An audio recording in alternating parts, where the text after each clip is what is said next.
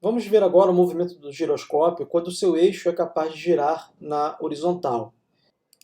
I am here at the University of Sydney, where the mechanical engineering shop has built this incredible piece of apparatus, kilogram flywheel on the end of a meter-long shaft. Can you imagine trying to hold this out horizontally with just one hand at this end? It is impossible, okay? Now I'm gonna let go. You gonna be able to hold this at all? I said. Can you lift it out? Make it horizontal, hold it. Come on, just try to, I want you to hold it out horizontal. See if you can. Hold it. Oh, come on. What I'm going to do is I'm going to spin this up to a few thousand RPM, and then I'm going to attempt just that, to hold it from one end and have it out horizontally.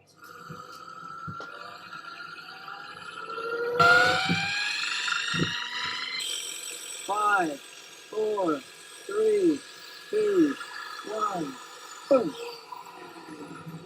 I'm going to let go of my left hand. What you'll see is that the shaft remains horizontal. You can see it going around there. It almost looks as though the wheel is weightless. How does this work? Well, instead of pulling the wheel down to the ground as you'd expect, the weight of the wheel creates a torque which pushes it around in a circle. You may recognize this as gyroscopic precession. For a more detailed explanation, click the annotation or the link in the description to see my video on the topic. Here, I want to try something more extreme. I'm going to try to lift it over my head with one hand while it's spinning. Wish me luck. But before I make the attempt, Rod wisely suggests that I first check if I can lift the wheel above my head without it spinning. Let's prove that I can lift it just this end without it spinning. Here we go. It's just kind of awkward with the hand. Careful.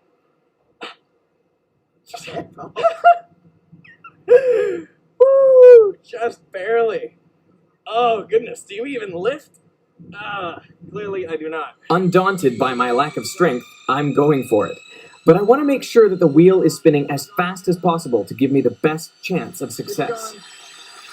Give it 10 more seconds. 10, 9, 8, 7, 6, 5, 4, 3, 2, 1. So, that was perfect. Now I am going to release my left hand, and holding only with my right hand at the end of the shaft, I'll try to lift it up over my head.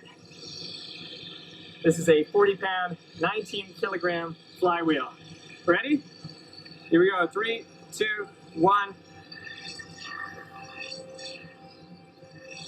Beautiful. Let's go again. In 3, 2, 1. Nice.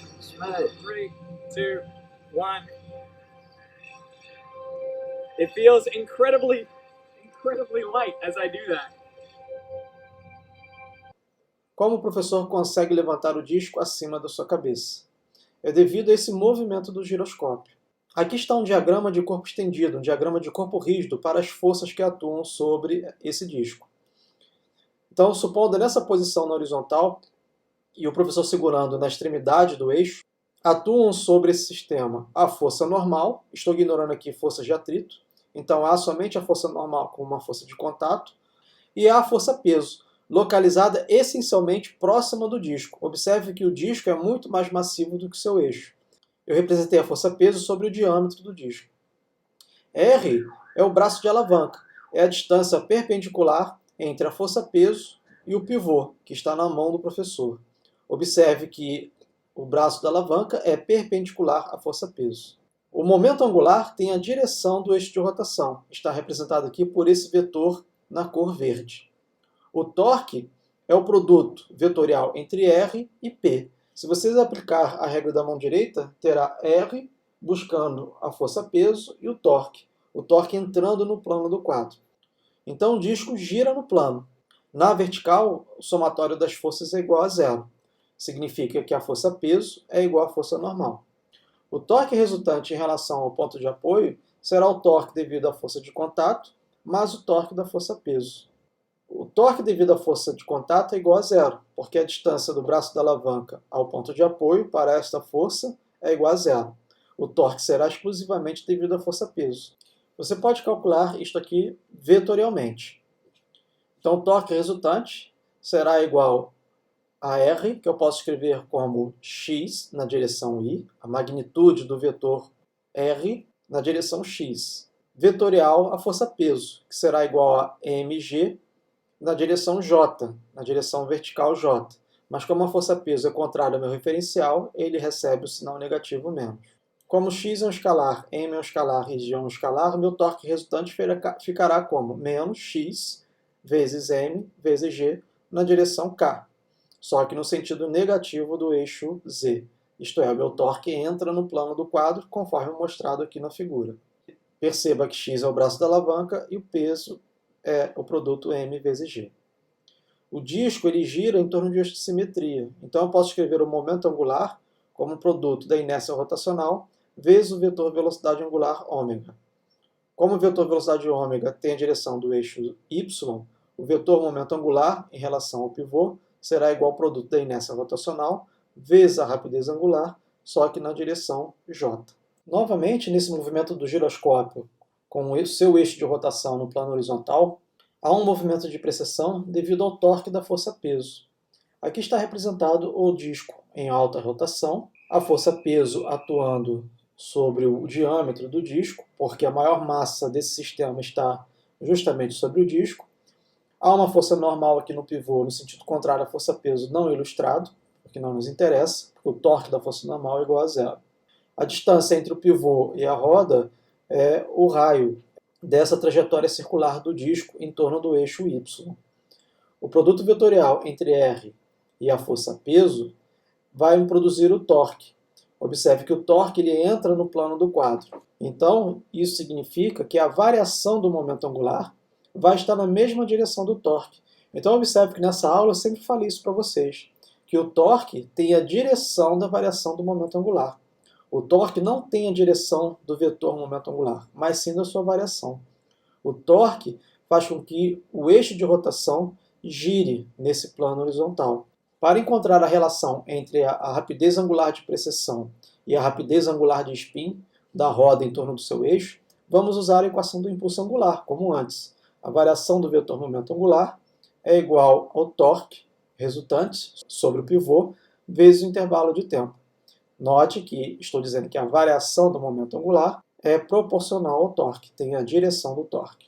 Nós encontramos no slide anterior que o torque devido à força-peso é o produto do braço da alavanca, que é x, vezes a força-peso, na direção k, ou na direção z, entrando no plano do quadro. Tudo isso vezes o intervalo de tempo. Então essa é a equação do impulso angular. A questão é a variação do momento angular. Se eu observar aqui essa figura, aqui está uma representação. O momento angular inicial e o momento angular final. Veja que aqui está a variação do vetor momento angular. O vetor momento angular varreu um ângulo ΔΦ. A magnitude do momento angular inicial é a mesma magnitude do momento angular final. A única coisa que mudou foi a direção. Posso relacionar que ΔΦ será o arco de circunferência, ΔL, dividido pelo cateto, que é LI. Então a variação da posição angular será igual à razão entre a variação do momento angular dividido pelo momento angular. Tanto faz ser LI ou LF, pois ambos têm a mesma magnitude. A variação da posição angular será igual a ΔL, que é igual a menos x mg vezes ΔT, dividido pelo momento angular, que é igual ao produto da inércia rotacional vezes a rapidez angular de spin. Temos a rapidez angular de precessão, que é menos x vezes m vezes g, dividido pela inércia rotacional vezes a rapidez angular, que é a mesma expressão quando o peão girava com o seu eixo na vertical. A expressão matemática é a mesma. Se você quiser aprofundar os seus estudos, você pode mostrar que o torque, olha aqui a direção dele, é igual ao produto vetorial entre a velocidade angular de precessão e o vetor momento angular. Se você tivesse em suas mãos um giroscópio, você poderia observar que em todos os casos a variação do momento angular percebe o torque. Suponha que nessa gravura um eixo coordenado x, y e z. O eixo de rotação do disco se dá ao longo do eixo x. Está representado aqui pelo vetor momento angular L. Então esse disco tem uma rotação de tal forma que o vetor momento angular tem a direção do eixo X. Se aplicarmos um torque no eixo de rotação desse disco, segurando o disco no ponto A, no ponto B, e fizermos esse movimento de rotação do eixo do disco, isto é, o disco está no eixo X. Se nós rotacionarmos o eixo X no plano, você vai experimentar um torque que vai estar ao longo do eixo Z. Você pode verificar isso pela equação do impulso angular. A variação do momento angular é igual ao produto do torque vezes o intervalo de tempo.